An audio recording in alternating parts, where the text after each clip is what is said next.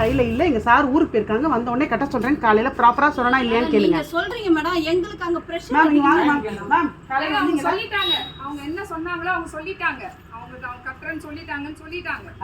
இதுக்கு முன்னாடி அவங்க வந்து கேட்டப்ப ப்ராப்பரா கையில இருந்தது கொடுத்து விட்டனா இல்லையா மேம்?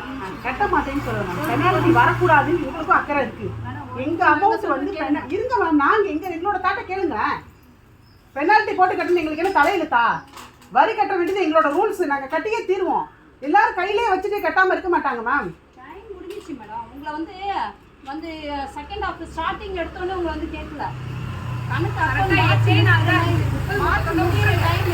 கரெக்ட் தான். அந்த டேட் இது இருக்கு இல்லைங்க, அதுக்குள்ள நாங்க ஏதாவது சோர்ஸ் ரெடி பண்ணி கட்டுவோம்ல.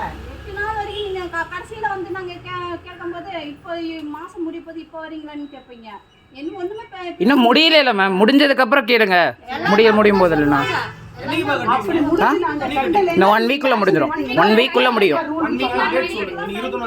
நீங்க சார் ஊருக்கு போயிருக்காங்க, வந்தா தான் சார் சொல்ல முடியும். நீங்க எப்படி வருவீங்கன்னு எனக்கு தெரியாது. 1 வீக் டைம் இருக்குன்னு எங்களுக்கு தெரியும்.